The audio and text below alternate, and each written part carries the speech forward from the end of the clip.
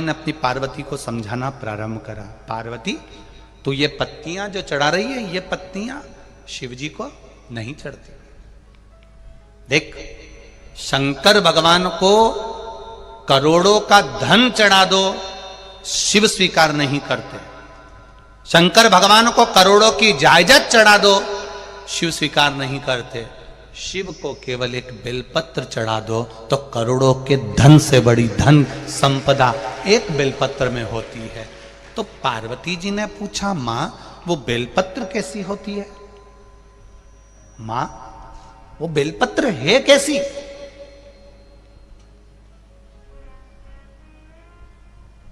अब किसी ने एक प्रश्न किया, गुरुजी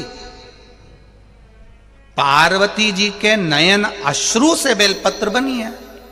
तो ये तो तुमने पार्वती जी के जन्म के बाद की कथा सुनी है, पर बेलपत्री का जो जन्म है, बेलपत्र का जो प्रागट्य है, ये पार्वती मैया से पहले जो माता उमा हो गई,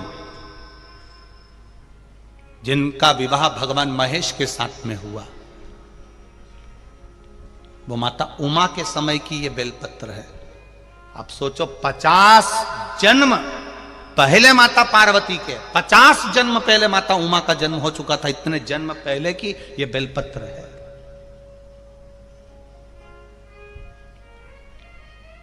हम कई बार व्यासपीठ से कह देते हैं, लोग उसको हंसी में ले लेते हैं। हम कई बार कहते हैं, अगर आपने पार्वती जी को नहीं देखा, सती माता को नहीं देखा, उमा माता को नहीं देखा, कात्यायनी को नहीं देखा, कुष्मांडा को नहीं देखा, बमलेश्वरी को नहीं देखा, जगदम्बा को नहीं देखा, अन्नपूर्णा को नहीं देखा, आपने स्कंदा आदि महागौरी जितनी माताएं हुई, इनका अगर दर्शन नहीं कराओ तो एक बेलपत्री को जब शंकर जी पे चढ़ाओ और शंकर जी पे चढ़ी हुई बेलपत्र जब उठाकर जब उसको अपने मस्तिष्क से लगाओ, समझ लेना कि सारी माताएं उस बेलपत्र के अंदर विराजमान हो जाती हैं, जो शिव के पास में चढ़ी जाती हैं। एक बेलपत्री में 64 योगनियां विराजमान है, एक बेलपत्री में 33 कोटि देवता विराजमान है, एक बेलपत्री में अष्ट भैरव विराजमान है, एक बेलपत्री में अष्ट विनायक विराजमान है, एक बेलपत्री में अष्ट लक्ष्मी विराजमान है, एक बेलपत्री में 33 कोटि देवताओं का आनंद विराजमान है। वो बेलपत्र कोई साधारण नहीं होता। पार्वती तू शिव जी को एक बेलपत्र चढ़ा। ये माता मैनावती अपनी पार्वती को कह रही है। कहां कह रही हैं? पूजन वाली जगह से बाहर ले जाकर। अब जरा समझ लीजिए, छत्तीसगढ़ के और जितने लोग आस्था चैनल पर कथा सुन रहे हैं, जितने लोग फेसबुक यूट्यूब पर सुन रहे हैं और जितने लोग यहां बैठकर कथा सुन रहे हैं, मैनावती में और हम में अंतर है। हम व्यक्ति को टोकते कहां पर हैं? भगवान की जब वो पूजन कर रहा होता है तब। मैनावती ने वहां नहीं टोका, पार्वती को वहां नहीं बोला। मैनावती ने देख लिया कि पूजन कैसी कर रही है, पत्ती कैसी चढ़ा रही है, क्या कर रही है, तब पार्वती मैया का हाथ पकड़कर बाहर लेकर गई शंकर के मंदिर से, शिवालय से बाहर ले जाकर मैनावती ने कहा कि पार्वती, शिव जी को अगर तू बेलपत्र चढ़ाएगी तो शंकर भगवान स्वीकार करेंगे। ऐसे तुझे बेलपत्र चढ़ाना है, ऐसे तुझे जल चढ़ाना है। ये शिव जी के सामने मैनावती ने नहीं कहा, शिव जी के पास से जाकर कहा। क्यों?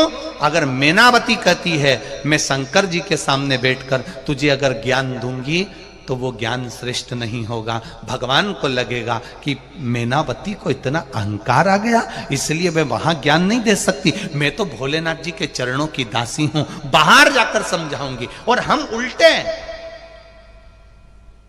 कई माताओं की आदत रहती है, मंदिर में कोई पूजन करने आई और इसने टोकना, इधर मत बैठो, उधर बैठो, ऐसे मत चढ़ाओ, ऐसे चढ़ाओ, ये मत करो, ऐसा करो, तो समझ लेना ये मैनावती से भी ऊंची है।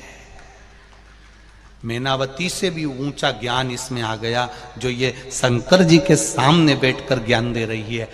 माता ब्रह्मा जी की धर्म पत्नी ब्रह्माणी को अहंकार आ गया था, सरस्वती को अहंकार आ गया था, वीणा देवी को अहंकार आ गया था कि मुझ में स्वर की आनंदता है, मैं स्वर की देवी हूं, मुझ में संगीत भरा है, मुझ में स्वर भरा है, मुझ में विद्या भरी है, मुझ में ज्ञान भरा हुआ है।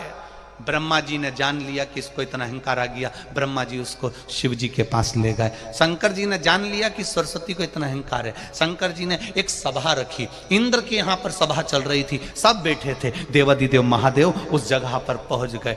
तुमरुका जी आ गए, शंकर भगवान के भक्त तुमरुका जी, जिनके हाथ में वीणा है, करताल है, मुख घोड़े का लगा है, मुख घोड़े का लगा है।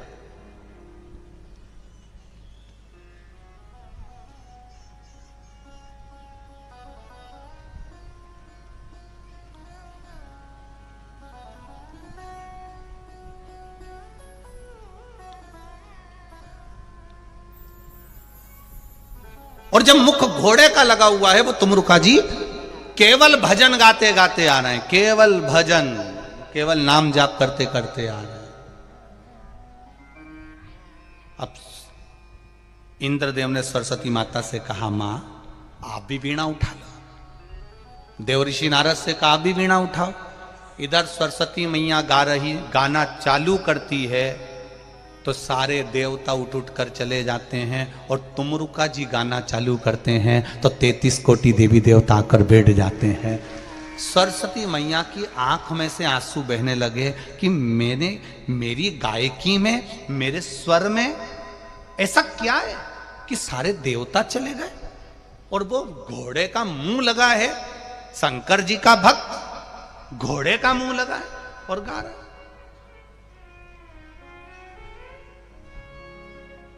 कितना भाव।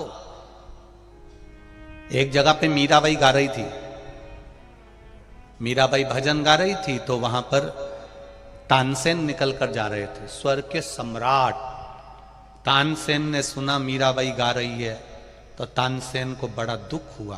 तानसेन ने कोयला उठाया, उठा के दीवाल पे रख दिया, कृपया राग में गाएं, क्योंकि मीराबाई राग नहीं जानती थी, मीराबाई तो प्रेम से गा रही थी। तानसेन ने दीवाल के ऊपर लिख दिया, कृपया राग में गाएं। मीराबाई भजन गाकर उठी, जो देखा तो दीवाल पर लिखा था कृपया राग में गाएं। तो मीराबाई ने पूछा, ये किसने लिख दिया? तब लोगों ने कहा, तानसेन निकल कर गए थे, स्वर के सम्राट, जिनकी आवाज सुनने के लिए तो अकबर भी आनंद करता है, जिसको सुनने के लिए सब बैठे रहते हैं, बड़ी बड़ी सभाएं होती हैं, वो तानसेन ने लिखा है, मीराबाई तुम्हारे लिए लिखा है, कृपया राग में गाएं। मीराबाई ने कोयला उठाया, जहां लिखा था राग, उसके आगे लिख दिया अनु। क्या लिखा? जम के बोलो जरा, अनु। अब क्या हो गया वो? अनुराग। अब उसका पूरा पढ़ो, कृपया, बोलो बोलो बोलो, अनुराग में गाएं। तानसेन वहां से निकलकर फिर गया तो उसने देखा कि यहां पर मैंने लिखा था कृपया राग में गाएं, तो ये अनु किसने लिख दिया? तो क्या मीराबाई ने लिखा है। तानसेन मीरा के पास गए, मीरा मैंने तुझे राग गाने के लिए बोला और तूने अनु लिख दिया। मीराबाई कहती है, तानसेन तुम गाते हो अकबर को प्रसन्न करने के लिए, राजा को प्रसन्न करने के लिए, मीरा गाती है गिरधर को प्रसन्न करने के लिए। राजा राग देखता है और भगवान, बोलो रे छत्तीसगढ़ वालों, अनुराग देखता है। भगवान कभी राग नहीं देखेगा, भगवान अनुराग देखेगा।